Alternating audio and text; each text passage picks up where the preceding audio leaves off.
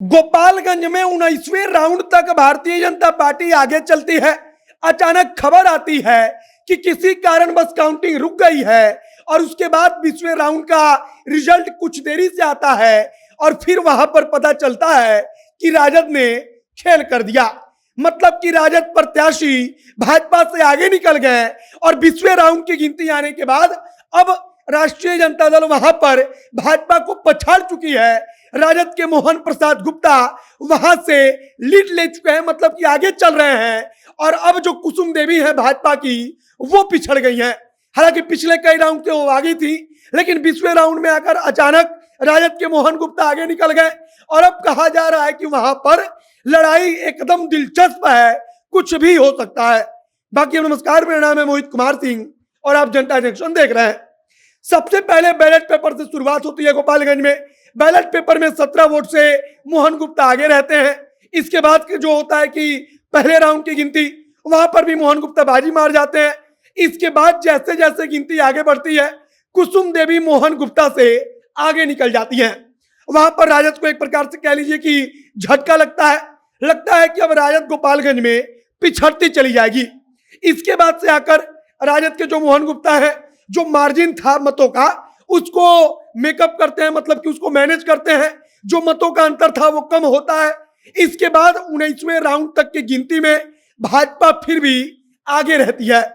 19वें round की गिनती के बाद से जो टोटल जो मत था वो था कि भाजपा को 55,395, राजद के जो मोहन गुप्ता थे उनको 51,989, मतलब कि यहां भी लगभग 2,500-3 हजार मतों का अंतर था। इसके बाद गिनती थोड़ी देर के लिए रुकती है, कहा गया कि कुछ वहां पर दिक्कत होगी। इसके बाद 20वें राउंड की गिनती का परिणाम आता है और फिर गोपालगंज का सारा गेम पलट गया, सारा का सारा खेल वहां पर पलट गया।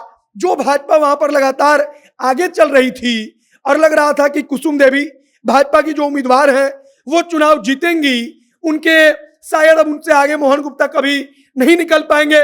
वो मोहन गुप्ता 20वें राउंड में आकर जो कुसुम देवी हैं भाजपा की, उनको पिछाड़ते हुए आगे निकल गए।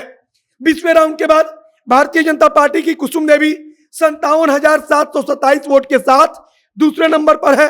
अगर हम राजद की बात करें तो राजद के मोहन गुप्ता 58,862 वोट के साथ पहले नंबर पर है। मतलब कि 1000 वोटों से ज्यादा का अंतर अब मोहन गुप्ता और कुसुम देवी के बीच में हो चुका है। भाजपा वहां पर पिछड़ गई। मोकामा राजद पहले ही जीत चुकी है और अगर अब गोपालगंज में भी मोकामा चुनाव जीतती है तब भाजपा का उपचुनाव में आप कह सकते हैं दोनों सीटों पर सुपड़ा साफ हो जाएगा। दोनों सीट भारतीय जनता पार्टी हार जाएगी। और अब तक जो परिणाम आया है 20वें 21वें राउंड के बाद, राजद के मोहन गुप्ता अभी भी आगे चल रहे हैं। फिलहाल वहां पर जिसको कहा जाता है कि नेक टू नेक फाइट है, मतलब कि एकदम दिलचस्प लड़ाई और एकदम दिलचस्प मोड़ पर गोपालगंज का जो उपचुनाव है वो पहुंच चुका है। कभी मोहन गुप्ता आगे होते हैं, कभी कुसुम देवी, और अब फिलहाल मोहन गुप्ता आगे हैं। आगे जो कुछ जानकारी आएगी, जो कुछ नया अपडेट वहां के चुनाव से जुड़ा हुआ आएगा, सब कुछ हम आप तक पहुंचाएंगे। आप जनता एक्शन के साथ जुड़े रहिए, आप जनता एक्शन देखते रहिए।